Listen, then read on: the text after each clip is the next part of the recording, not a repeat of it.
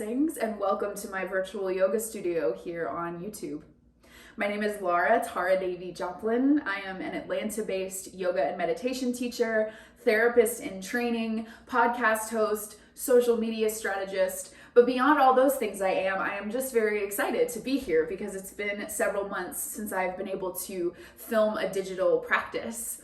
I'm filming this in spring of 2022, and social media is starting to give me all my memories of the posts that I was making around this time 2 years ago. And I am seeing that I was doing this all the time. I was constantly posting about new digital practices, and I was constantly sharing as many virtual practices as I could because, at that time, the world had just completely changed all around us, and the way what it meant to be a yoga teacher completely changed. And I felt really called to make as many accessible digital practices as possible, just to feel like I could do something, like I was doing something to help, and for myself, because teaching fills me up. And so I had to teach. And I just had more time to teach because, we were all stuck inside in 2020. But now, of course, it's been a couple years and there's been some recalibration. There are new offerings and responsibilities and all types of things that my time and energy is going towards. So there's a little less space to film in that robust way, but it's still really important to me to share these virtual practices, and it still really fills me up. So all that is to say, I'm very excited to be here. And we're gonna do a hip drip. We're gonna do a quick practice for working with our hips, which is a place where tension can tend to build from the way that we sit. A lot of us tend to sit frequently, from the way that we have to drive so much, and from the general stress of life. Life is stressful in any given time, but we are living in particularly tumultuous times still, and life is asking a lot of us. And when we get tense, we can tend to kind of round in, hug in, bear down on our bodies, and that pressure can build up in our hips, in these mechanisms that hold up our lower back and by which we sit. All those things can take that pressure and get very tight. But on the other hand, that means that working with our hips is a really solid way to ease a sense of tightness and create a sense of openness and fluidity. And we can take that on the physical level with the physical work we're doing, but it also gives us an opportunity and a framework to ease that tension and create that openness on the energetic level, on the emotional level, on the spiritual level. Yoga, which is what we're doing today, means wholeness or union, which implies that all of these levels of our experience are connected. So when we're more open on one level, we can create a framework for openness in many different places. And I also very much believe that when we are more open on the individual level, we create more space for openness for the people in our lives, and that then ripples out into the world. So, a few minutes of hip opening can have an impact. But if nothing else, being more open in your body, present in your body matters. So thank you for being here for this practice. You're going to want to have a yoga block for this practice. If you have one at home, grab it. If you don't, use a thick book, use a water bottle, use a paper towel roll. I am filming this 2 years after the pandemic began, and so I'm assuming if you're practicing yoga at home, you're pretty familiar with what props you use, what supports you use for your practice. But in case you're not, anything that is sort of rectangular, but doesn't even have to be rectangular, that's thick, that you can put your hands on, that you can squeeze between your legs, will work. So finding your block or block-like thing. You also might want a blanket to sit on or to pad your knees with. And we're going to begin sitting on our heels. So if you're not already, if you haven't already, bring the tops of your feet to the floor. Sit your hips on your heels. This is already a great place for the block. You can set it between your feet if sitting on your feet is not the thing to do for your knees or your ankles. We're going to begin on hands and knees, but before we do that, I want to make sure our wrists are warm. And before we do that, I want to make sure that we're centered and present for the practice. So we'll take a little time to arrive here. As you find your way into your seat, you might choose to settle in by closing your eyes or just softening your gaze, looking down the tip of your nose or toward the floor.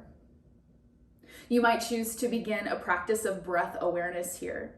You don't have to do anything to your breath. You don't have to judge your breath. You're just observing it, noticing that you're breathing in as you inhale, noticing that you're breathing out as you exhale. A centering practice to cultivate the intention of bringing your mind, your body, and your awareness into the same place. Allowing yourself to arrive in this place, the place where your body is, the place where your breath is, the present moment. The mind can so often want us, out of the present moment, but perhaps the tool of your breath, or maybe, noticing how you feel in your body, or whatever else helps you focus and center, perhaps those tools allow you the space to catch your mind up with your body and land in the present moment.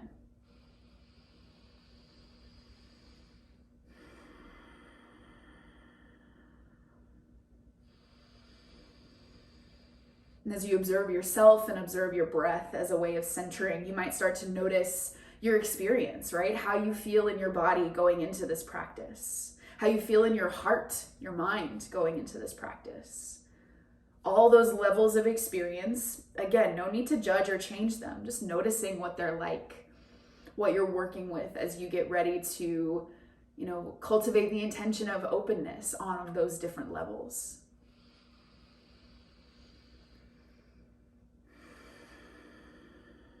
After your next exhale, I'll invite you to blink your eyes open, interlace your fingers, and take a little rounding in your palms, and then begin to circle one wrist at a time toward you so that your hands make this wave-like motion, just enlivening the wrist joint as we get ready to get into a tabletop and put some weight on our hands.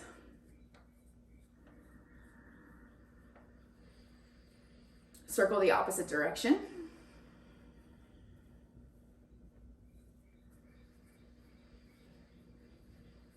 Release your hands, find your way up to a tabletop position with your hands and knees on the ground. Since we started sitting on our heels, you might want to begin by tapping your feet out on the floor, and then you might pick up your feet and roll your ankles a few times. Roll them the other way. And then bring your feet to the floor. You could curl your toes under or not. You decide what feels best for your knees and shins. And as we get onto our knees, this might be a place where you want your blanket for knee padding. We want to stack the arm bones and thigh bones straight up and down.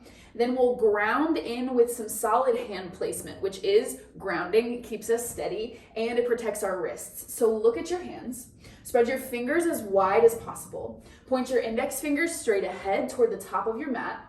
Then press your index fingers firmly down so the inside of your palm is the strongest part of your hand, has the most effort happening there. Then squeeze your 10 fingertips. And this is a place with integrity, where we have integrity in the hand placement so the wrists are not having to do the work. From this place, walk your legs a little closer to one another. I said you could curl your toes under, but actually I'm going to invite you to uncurl them for this particular movement. And we're going to inhale here. As you exhale, tilt both of your hips toward the left side of your mat or the room if you're on a yoga mat, depending on if you're on a yoga mat or not.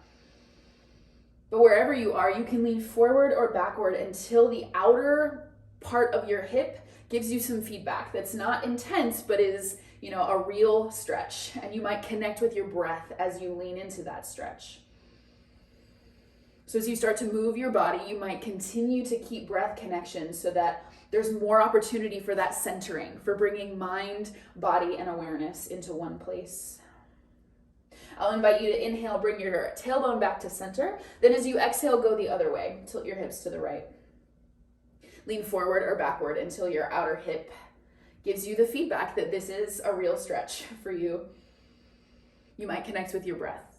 You could even imagine your breath moving in the direction of your outer hip so that on every inhale, there's expansion, both in your breath and your hip.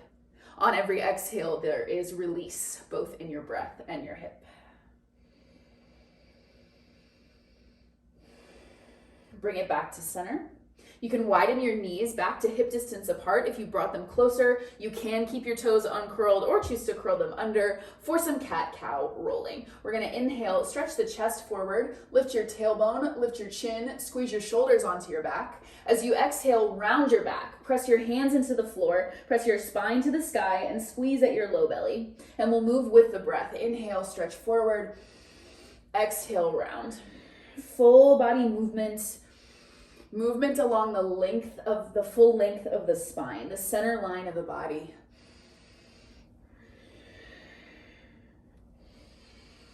Just inviting that idea of fluidity and space.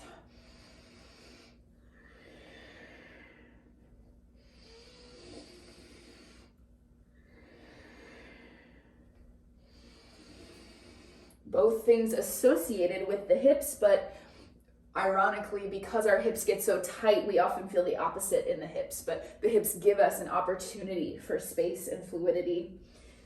In yoga philosophy, they are associated with the element of water. Getting into that flow, a couple more breaths here.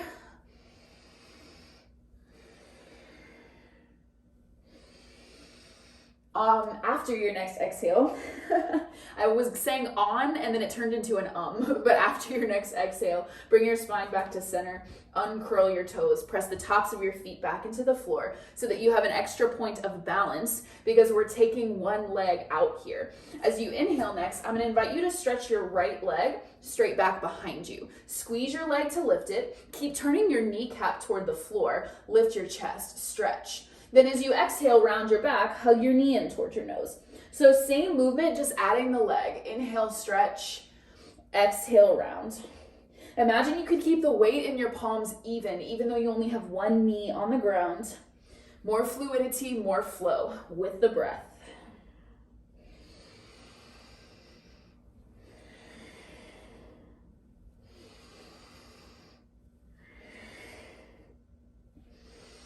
After you've exhaled and hugged in one more time, stay here with your knee hovering over the floor. I'm gonna turn toward you so you can see what I'm doing. I won't end up mirroring you because I've turned. Gotta keep my feet off the stairs. All right, from here, right knee's hovering off the floor, float it out to the right. So it's like a fire hydrant pose, if you know what I mean. Your knee is floated right up beside your hip. Your shin is straight back from your knee, your foot is flexed. So really you have like this half frog leg position.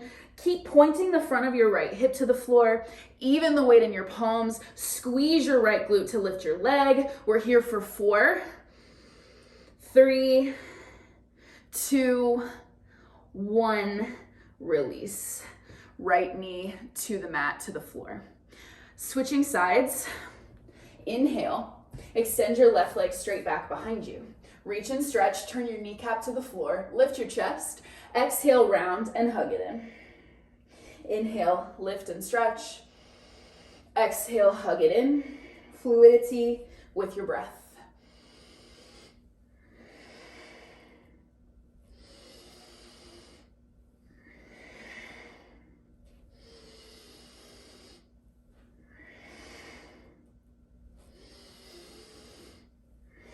After you stretch out and hug in, one more time. Again, keep your left knee hovering off the floor, then float it straight out to the left, knee beside your hip, foot flexed, shin straight behind your knee. So it's like a half frog leg.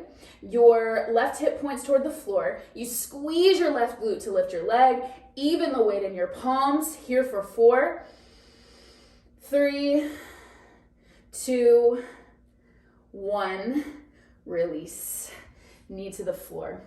Sit back on your tailbone. You might just cross your ankles and roll back, or you can sit down onto one side of your hips. And start with your shins crossed if possible. And then we're gonna keep the right shin, so I'm gonna mirror you now from this point. Your right shin stays where it is, right leg stays where it is. Take your left leg and turn it so that your inner thigh points toward the floor. Your shin points straight back behind you. So you're kind of in these stag legs. Your back foot, your left foot could be flexed. You might be bringing the top of your foot to the floor. It really depends on what feels best in your ankle. If you feel like you want some extra support for that left hip, you can slide your blanket underneath your hip to bring the floor a little bit closer. Then bring your hands to your hips or your fingertips beside you. We're gonna start in a straight line here. We're gonna do a little bit of pelvic tilting, repetitive movement to create warmth and openness in the structures of the hips. So imagine that there is a piece of chalk right on your tailbone and you just wanna draw a straight line. As you inhale, tilt both your hips forward, curve your low back forward. As you exhale, round. Pelvis tilts backward, you round your low back. Inhale, exhale. Just rocking back and forth. You might be getting some feedback, some sensation in your hip, your thigh, These are access points, right? The sensation we feel is an indication of what's happening in our body right now. So it's an access point to be present with our bodies right now, present with our experience right now. As we roll out some tension, let's take 3, 2, 1. Bring yourself to center. Now put your right fingertips on the floor beside you. Grab your left thigh in your left hand, and we're gonna do some femur rolling, taking the roll right into the thigh bone, the top of the thigh. So as you inhale, roll forward onto your right hip. Left hip lifts, and you use your hand to manually rotate your thigh forward. It might move a little or a lot. Then as you exhale, roll it back. Femur rolls. Inhale, roll forward. Exhale, roll back.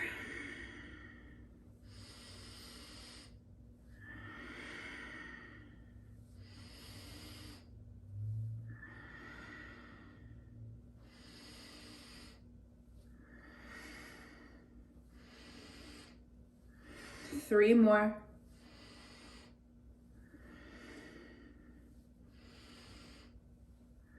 Last one. Release.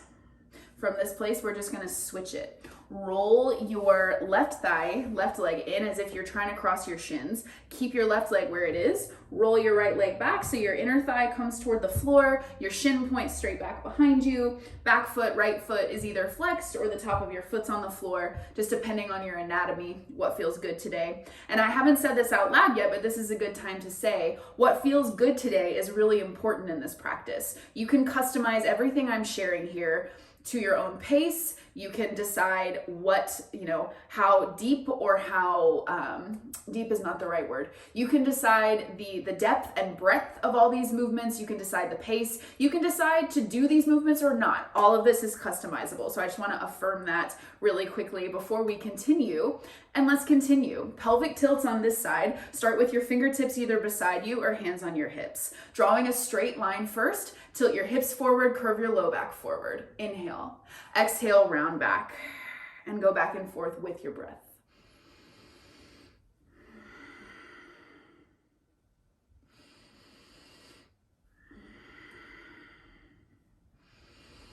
Moving with the breath again back into fluidity, just inviting flow into a space where there might typically be tightness,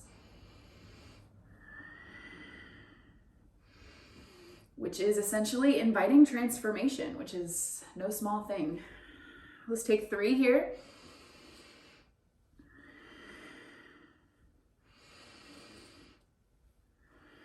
Last one. Bring it to center. Perch your left fingertips on the ground beside you. Grab your right thigh with your right hand and we'll femur roll. Inhale, roll forward onto your left hip. Roll your right thigh forward. Exhale, roll it back with your breath.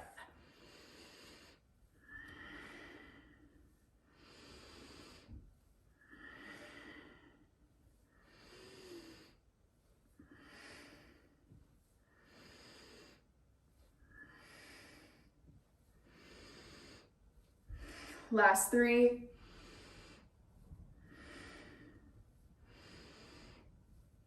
One more. Release it. Okay, from this place, we're gonna switch again. Bring your right thigh around. Take your left inner thigh to the floor and point your shin behind you. I'm gonna turn so that it's easier to see what's happening as we move throughout the different options in this shape. So, you're in these stag legs. But this time, take your right shin and move it a little closer or more parallel toward the front of the mat. So there's a little more of a right angle in your leg, but you can decide, as always, and customize the degree of that angle. Flex your foot and press your right pinky toe into the floor. That's gonna strengthen your leg as we stretch the hip so that there is support as we open. From here, we're going into a pigeon variation. I'm gonna invite you to start to fold forward over this right leg. Your left hip might lift off the ground. It probably will actually, and that's fine. So you can perch your fingertips in front of your right shin, hinge at your hips, curve your low back forward, and start to melt your chest toward your shin.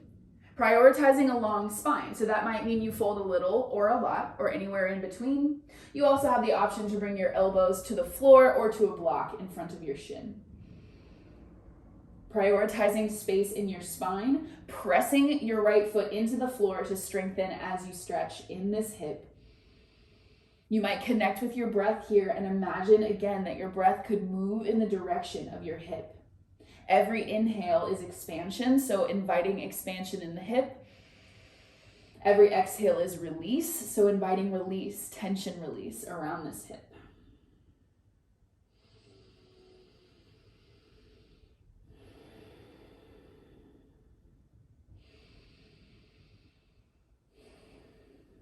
You have the option to continue your stretch right here. You also have the option to take this into the more classical form of pigeon. So you could perch up on your hands or stay on your forearms. Take your left thigh and start to position it behind you. So you might kind of roll forward so both hips lift off the ground. I'm finding as I do this that actually perching on the hands helps more, so I would suggest you do that. Curl your left toes under. Start to walk your left knee toward the center of the mat. Left leg back behind you, dropping your hips toward the floor. You might uncurl your left toes and look back to make sure that they're coming straight out from your ankle rather than sickling out or in. You're continuing to press your right foot into the floor. And if you want to adjust the angle of your front shin, you can do that.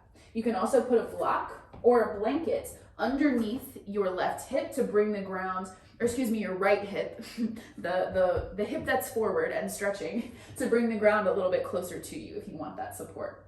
You can stay on your hands or come back to your forearms. And remember, that's just an option. Your back leg might still be in stag leg position, and that's a great place to have a hip stretch. We'll take a few breaths.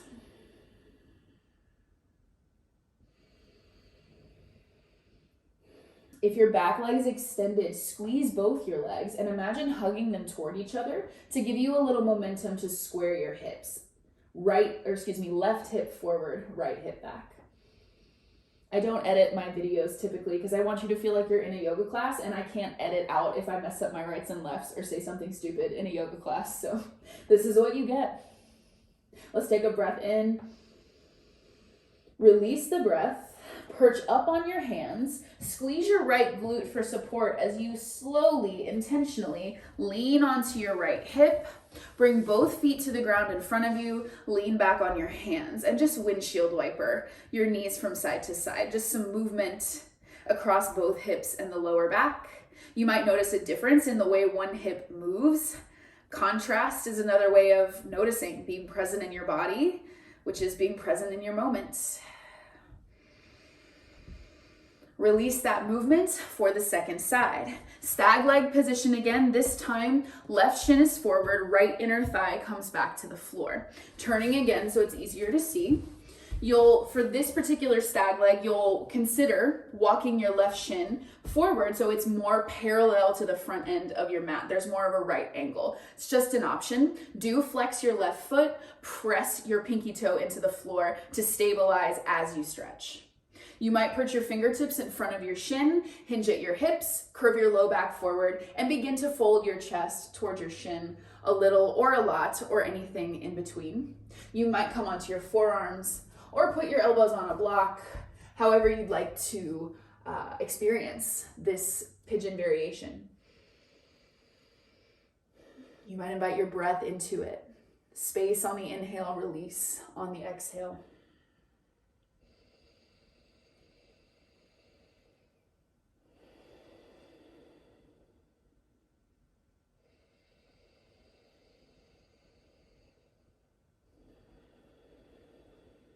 Now you again have the option to continue in this variation, or you can take it into the back leg extended variation by coming up onto your hands, rolling your weight forward so that both hips lift off the ground, curling your back toes under and walking your back knee toward the center of your mat, and then back leg toward the back of your mat.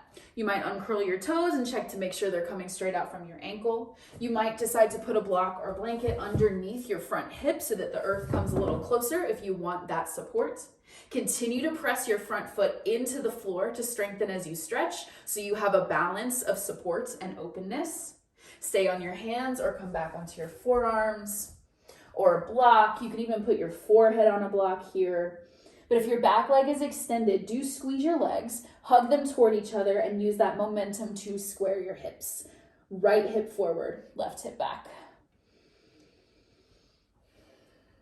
With whatever variation you're taking, I will invite you to soften your shoulders, your jaw, and perhaps connect to your breath for another moment or two.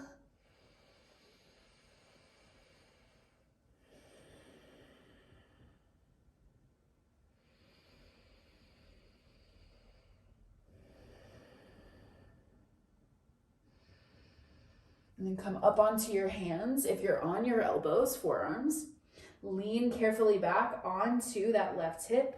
Swing your right leg around, bring your feet to the floor in front of you, a little wider than your hips, knees bent, windshield wiper, your knees from side to side.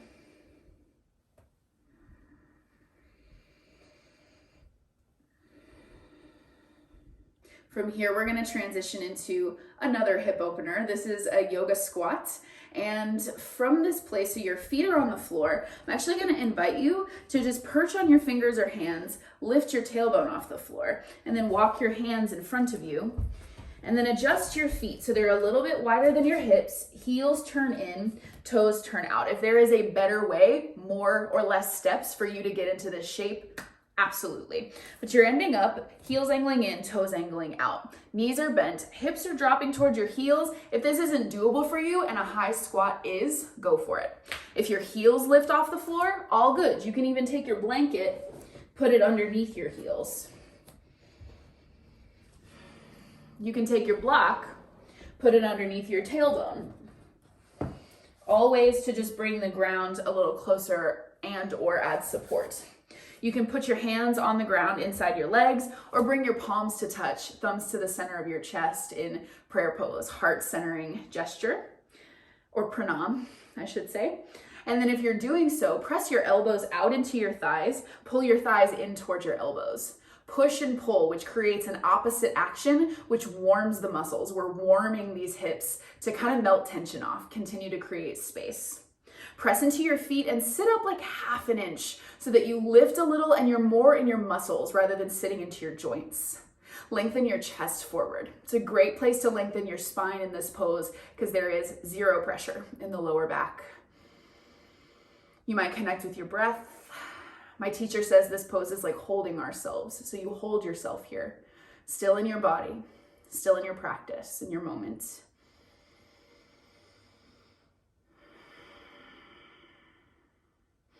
Option to stay right here, or mirroring you again, float your right fingertips to the floor, kind of diagonally in front of your right foot. Press your right arm and right leg into one another.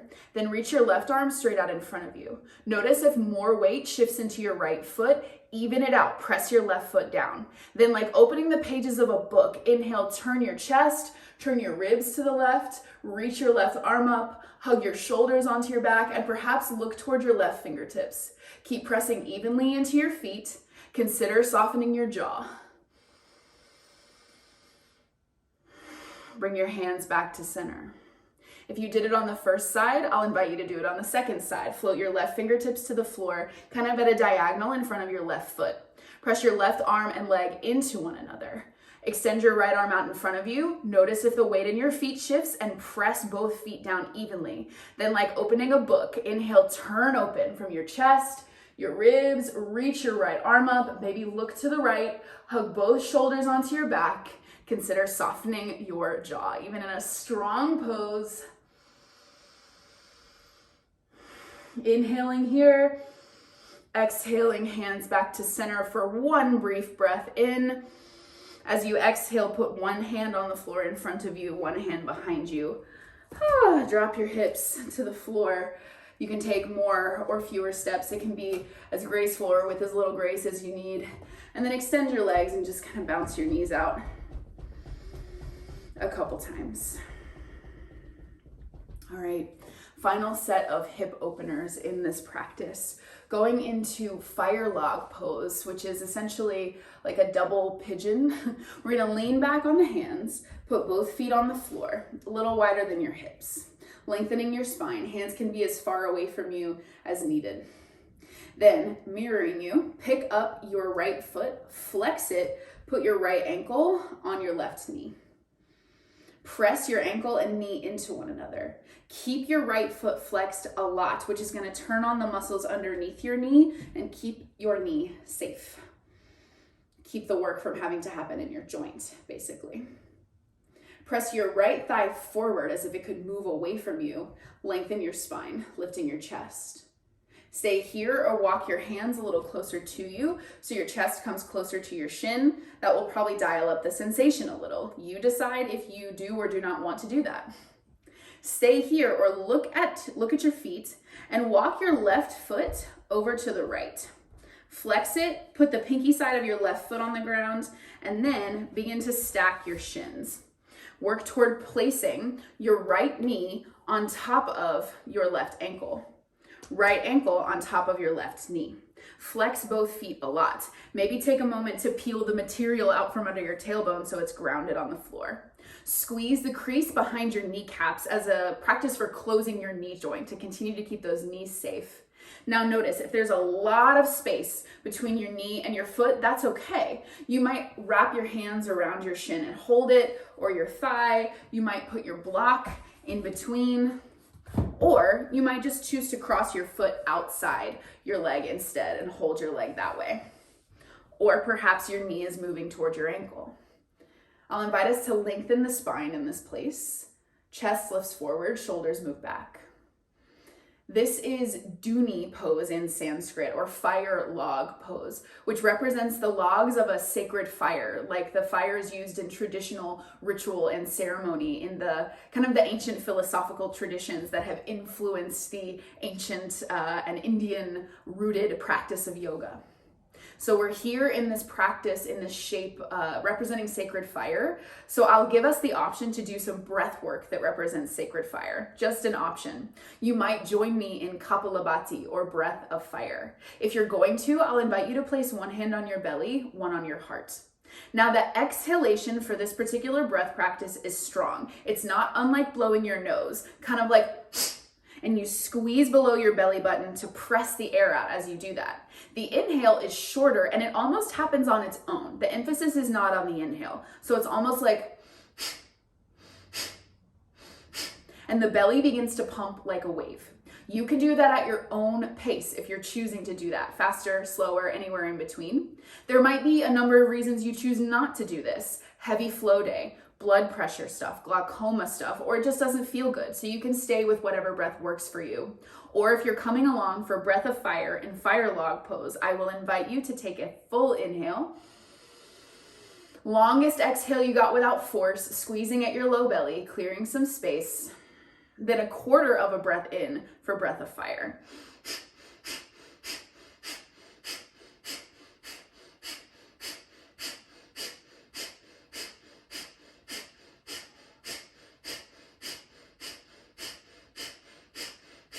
Three, two, one.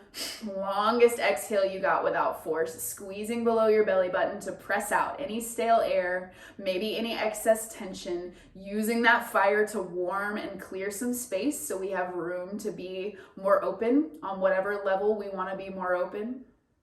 If and only if it feels good, you might pause with the breath out, just soaking in a moment of stillness that the non-breath can teach us about. Then let the breath return as you inhale. As you exhale, lean back on your hands. Lift your left knee off the floor, walk it back to the left. Back in this figure four shape we started in. Then put your right foot on the floor. And again, windshield wiper your knees from side to side. Now we get to do it all again on the second side. Sit up tall, feet on the floor. Pick up your left foot, flex it a lot. Keep it flexed to activate your lower leg and protect your knee throughout this pose. Left ankle to your right knee. Press your ankle into your knee, knee into your ankle, and press your left thigh forward. External hip rotation. That's what happens when we open the hips. Stay here or walk your hands closer to you. Lift your chest closer to your shin. That might dial up the sensation. You decide if you want that or not. Stay here or begin to walk. Maybe look at your feet and walk your right foot to the left. Flex it, put the pinky side of your foot on the floor. Begin to lower both of your shins, your legs toward the floor, working towards stacking your shins one on top of the other. Left ankle on top of your right knee, left knee on top of your right ankle. Now again, if there's a lot of space, it's all right. You might hold your leg, you might place a block, You might cross your foot outside your thigh instead. Definitely flex both feet. Squeeze behind your knees at that crease at the back of your knee to close your knee joint, keep them protected. Perhaps choose to roll the material out from under your tailbone to ground and even out your sitting bones. Perhaps choose to join me in one more round of breath of fire here in fire log pose. And I'll invite you in this last round to imagine if there's anything you're putting in this fire, right? We're in this practice to create more space, more fluidity, more openness on whatever level we're looking to experience more space. So you might take a moment to consider what would benefit you to release in order to have more space. You know what it is. If it comes to mind, great. Imagine throwing it in the fire, whether you're coming along for the actual fire breath or not. But if you are coming along, let's put one hand on the belly, one on the heart. Take a full breath in through the nose. Long exhale, squeeze at your low belly, clear some space for this practice. Quarter breath in, breath of fire.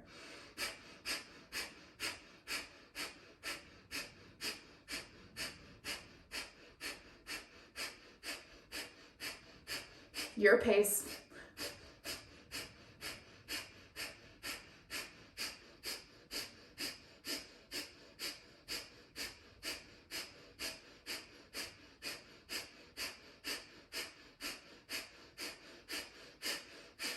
Next, exhale, make it as long as you can without force. Squeeze below your belly button to press out any stale air, any excess tension that's ready to go.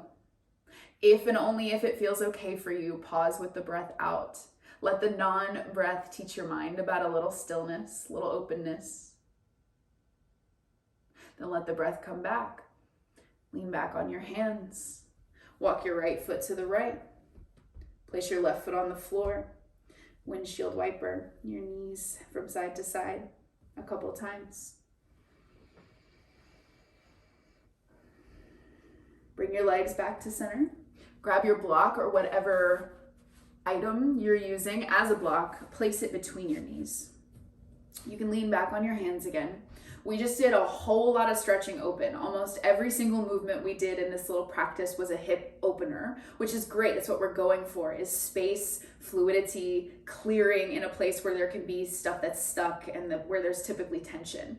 But we also don't want to be walking around with jelly legs for the rest of the day. So we do want to stabilize and squeeze in to balance out all that stretching out a little. So that's what we're going to do on the block here. As you inhale, I'm going to invite you to squeeze your knees into the block with as much power as you can without, overdoing it, forcing it. Squeeze.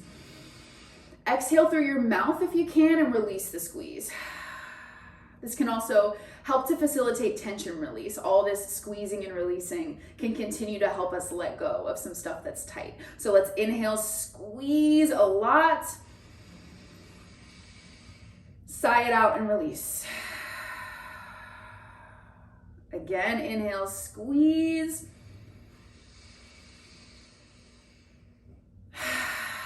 Release.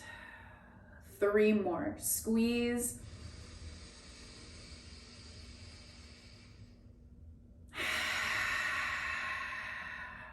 Two.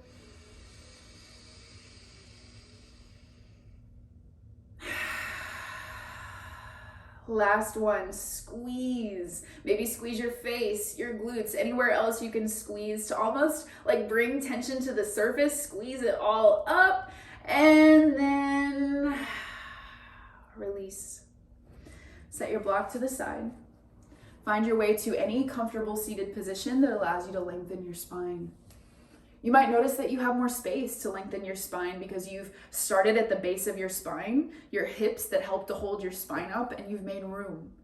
You might be more grounded in your hips so that you can root down and then lift up. You might feel any type of way, and there's no right or wrong way to feel, but I am going to invite us to close this practice by noticing. So you can settle into your seat by closing your eyes, gazing down your nose or toward the floor, just softening your gaze in some way to turn your awareness toward yourself. You can reconnect to your practice of breath awareness, to center, to continuously invite your mind, body, and focus into one place. Just observe the effects of your practice. You might even turn your palms to face up, resting the backs of your hands on your legs if you'd like to, as a gesture of receiving. Just receiving your practice. Feeling whatever you feel. Again, no right or wrong way, but it's the observing that is a deep practice. You did the work to create some fluidity in an area where there is typically tension. You showed up to a practice today.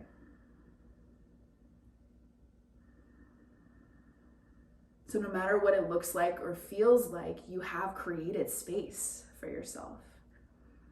Maybe you feel that space in your hips. Maybe it gives you a blueprint to feel it in your heart. But you know what you feel. So you just observe, you witness what you feel, where you feel it.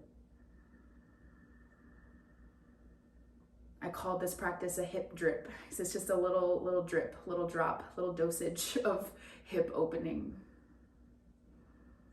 But we're also cultivating that fluidity that is associated with the hips, energetically associated with the element of water. When we move through our practice, we give ourselves the tools to move through life and to allow life to move through us. So you take a couple more moments to notice what's moving through you.